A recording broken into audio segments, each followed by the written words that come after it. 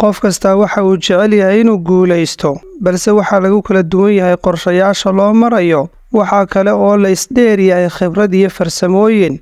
Waxaa laga yaabaa 2 qof inay hal shay wada bilaabaan oo midna markaaba guulaysto, midna muddo dheer kadib guulaysto. Waxaa labadaa qof kala duway waa qaabka ay guusha u raadiyeen iyo qorshayaasha ay isticmaaleen. Haddaba waxaan muuqaalkan kugula wadaagi doonaa 7 qodob oo guushaada kuu fudaydin doona, qayb weynna ka qaadan doona. Number 1. Shaqada aad rabto inaad codsato, baadhitaan ku samee oo ogow caqabadaha ay leedahay ee loo baahan yahay in la xalliyo si aad u xalliso caqabadaha meeshana aad uga saarto. Haddii aad xirfad baranaysana, raadi baahida ay u qabto bulshadu, kadibna haddii ay bulshadu u baahan tahay baro si aad baahida bulshada u xalliso. Waxaa kale oo aad baran kartaa xirfadaha aadka loogu shaqeeyo caqabadaha iyo dhibaatooyinka ku yimaada si aad dhibka u xallisid. taasaa keenaysa inaad si fudud u guulaysato oo aad markaaba shaqo u hesho. xirfadaadana sii horumari si ayna dadka kaa dambeeya suuqa kaaga saarin. waxaa kale oo aad barataa waxyaabaha cusub ee xirfadii aad taqaanay suuqa ka saaraya, haddii kale cidlo ayaad ku soo dhacaysaa muddo kadib.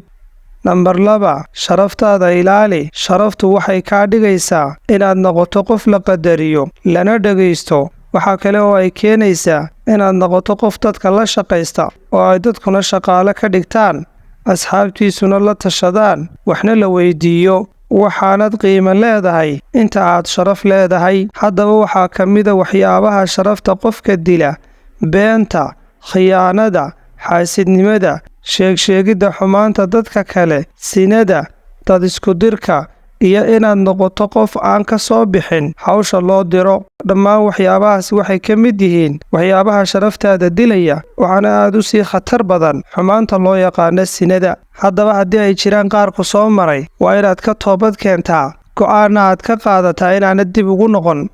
Number 3. Ku dadaal aamusnaanta. aamusnaantu waxay kaa dhigaysaa inaad noqoto qof xikmad leh. waxay keenaysaa in qaladkaagu yaraado, inaad noqoto qof la ixtiraamo, inaad noqoto qof siraha dadka kala qariya. haddaad rabto inaad guulaysatana, hadafyadaada aan weli kuu rumoobin ha sheegin si aanay xaasidnimo iyo caqabado kale kuu soo food saarin, waayo bulshadu dad xun iyo dad fiicanba way leedahay. taasaana keenaysa inaad qariso qorshayaashaada. Number 4. Iskuday samee. waa inaad isku daydaa inaad wax bilowdo oo aad adigu iskaa wax u qabsatid. dadaalkaagu yaanu noqon inaad wax barato ama qorshayso, balse aanad isku dayin inaad ficil ahaan u qabato. qodobka la isku dhaafayna waa isku dayista iyo in ficil loo bedelo xogtii iyo fikradihii aad qorshaysay ama maskaxdaada ka guuxayay. Number 5. xirfad waa inaad leedahay. waa inuu jiraa waxaad ku fiican tahay ka shaqayntiisa. waa inaad xallin karto caqabadaha ku soo wajaha. xirfaduna waa waxa kuu fudaydinaya hawsha aad qabanayso, waana waxa keenaya inay bulshadu kuu baahato oo aad noqoto qof la daneeyo. mar kasta oo aad xirfad leedahay, xirfadaana aad ku fiican tahay, waa mar kasta oo bulshaduna kuu baahan tahay. xirfadda waxa qiimaha u yeelayaana maaha tirada ee waa tayada.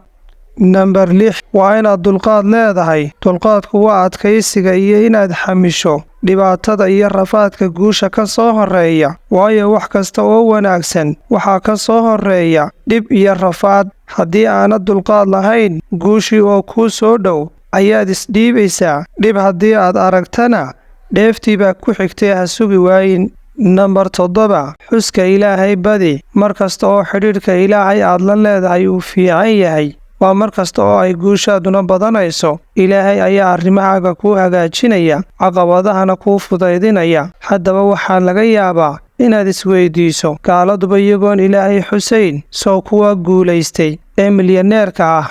waa runtaasi, laakiin isaga waa lagu hodayaa oo waa lagu lugoynayaa. midda kale, adigu waad deggan tahay, waad faraxsan tahay, balse isaga qalbiga ayaa holcaya. warwar iyo murugo ayaa ku furan ee muuqaalkiisa sare uun ha eegin.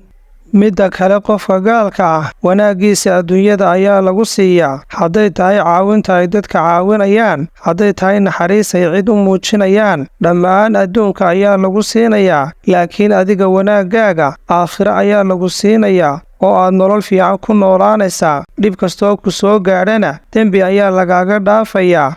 wax ilaahay kaa baabiinayaana ma jiree dembigaagu yaanu kaa baabiin wax fiican oo ilaahay ku siiyey. wax kastoo kaa xumaadana adaa iska xumeeyee dib ugu fiirso aadna u qiimee waad heli waxa guuldarradaada ka dambeeye. channelka subscribe saar, fideogana like saar, kana mid noqo asxaabta ku xidhan Maamuusa Media. qaybta commentiga waxaad noogu reebtaa qodobka aadka kuu cajabiyey ee ku soo jiitay.